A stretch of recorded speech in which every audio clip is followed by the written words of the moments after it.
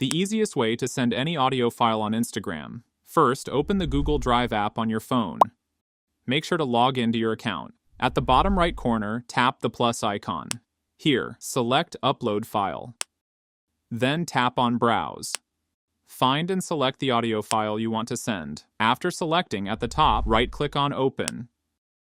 You can even rename the file if you want. Once everything is ready, tap Upload at the top right corner.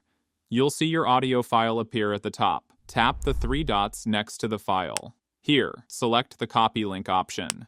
Your shareable link is copied now. Now, open the Instagram app on your device. Go to your chat screen. Open the chat where you want to send the audio, and simply paste that link into the chat.